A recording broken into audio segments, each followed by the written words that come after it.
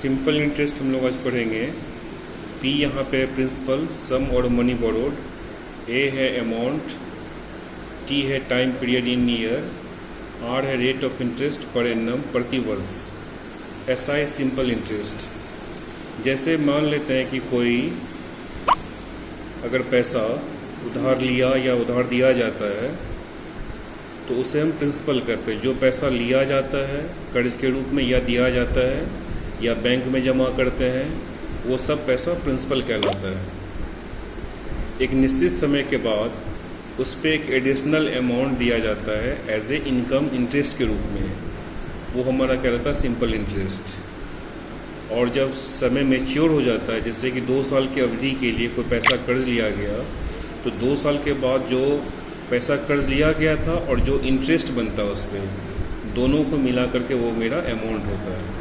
तो अमाउंट क्या हुआ कि प्रिंसिपल और इंटरेस्ट का टोटल सम अमाउंट कहलाता है। रेट ऑफ इंटरेस्ट, जिस रेट पे हम पैसा लेते हैं वो रेट ऑफ इंटरेस्ट कहलाता है। तो सबसे पहले यहाँ पे देखो दिया हुआ है simple interest. If interest calculated uniformly on the original principal throughout the loan period by the bank और financial institution is called simple interest. Bank या फाइनेंशियल इंस्टीट्यूट के रूप में अगर हम किसी एजेंसी से कर्ज लेते हैं या जमा करते हैं पैसे को, और उस पैसे पे अगर हमको पूरे पीरियड के लिए इंटरेस्ट जो है समान रूप से चलता रहे, तो उस इंटरेस्ट को हम सिंपल इंटरेस्ट कहते हैं। जैसे मान लो कि किसी भी बैंक में 1000 रुपये हमने जमा किया, रेट 5% है, टाइम 1 ईयर है, तो सिंपल इंटरेस्ट कितना होगा? सिंपल इंटरेस्ट निकालने का फार्मूला होता है P into R into T by 100। तो जो पैसा बैंक में जमा किया गया 1000 रुपये 5% के इंटरेस्ट पे 1 साल के लिए, तो 1 साल के अंत में मेरा इंटरेस्ट उस पर बनेगा 50 रुपीज़ का। जो पैसा जमा किया गया जिस रेट पे जितने समय के लिए, उस पर मेरा इंटरेस्ट बनेगा 50 रुपीज़ का।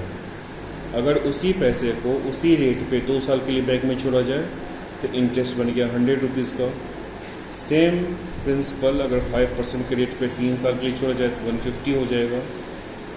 प्रिंसिपल वही रहेगा, रेट वही रहेगा, समय 4 साल है तो इंटरेस्ट मेरा 200 हो जाएगा। तो सबसे पहले यहाँ पे हम देखेंगे 1 साल का जो मेरा इंटरेस्ट है वो 50 रुपीज़ है और 2 साल का जो मेरा इंटरेस्ट है 100 है। तो 1 साल का 50 है और 2 साल का 100 है, तो इंक्रीमेंट कितना हुआ 50 रुपीज़ का। इसका मतलब ये 50 रुपये का इंटरेस्ट मेरा सिर्फ सेकेंड ईयर के लिए है। अगर फर्स्ट ईयर के लिए 50 है तो सेकेंड ईयर के लिए भी मेरा इंटरेस्ट 50 ही हुआ, और कुल मिला के 2 साल का मेरा इंटरेस्ट कितना हो जाएगा 100 रुपीज़ हो जाएगा। अब थर्ड ईयर में इंटरेस्ट कितना होगा? तो 2 साल का इंटरेस्ट है 100 और 3 ईयर्स का 150, तो इंक्रीमेंट कितना हुआ 50 रुपीज़ का। तो इसका मतलब हुआ थर्ड ईयर के लिए मेरा इंटरेस्ट फिर 50 रुपीज़ का हुआ। फर्स्ट ईयर के लिए 50 रुपीज़ का इंटरेस्ट, सेकेंड ईयर के लिए 50 का, थर्ड ईयर के लिए 50 और फोर्थ ईयर के लिए भी मेरा 50 रुपीज़ ही है। तो कुल मिला के 4 साल का मेरा इंटरेस्ट कितना हो जाएगा? 1 2 3 4 मिल के 200। 3 साल का इंटरेस्ट कितना होगा? 50 + 50 + 50 150। 2 साल का इंटरेस्ट 50 + 50 100, 1 साल का 50। तो इस तरह से हम देख सकते हैं कि हर एक साल का इंटरेस्ट यूनिफॉर्मली रहता है, सेम रहता है। अगर 1 साल का इंटरेस्ट मेरा 50 निकला तो सेकेंड ईयर के लिए 50 रहेगा, थर्ड ईयर के लिए 50 रहेगा, फोर्थ ईयर के लिए मेरा 50 रहेगा। और टोटल अगर लोन पीरियड देखा जाए 2 साल का तो 100 रुपये हो जाएगा, 3 साल का 150, और कुल मिला के 4 साल का लोन पीरियड मेरा क्या हो जाएगा इंटरेस्ट 200। तो एक चीज़ का ख्याल रखना है कि अगर हमें मंथ टाइम जो है हमेशा वो ईयर में होना चाहिए। टाइम अगर मंथ में दिया है तो उसे हम कन्वर्ट कर लेंगे ईयर में।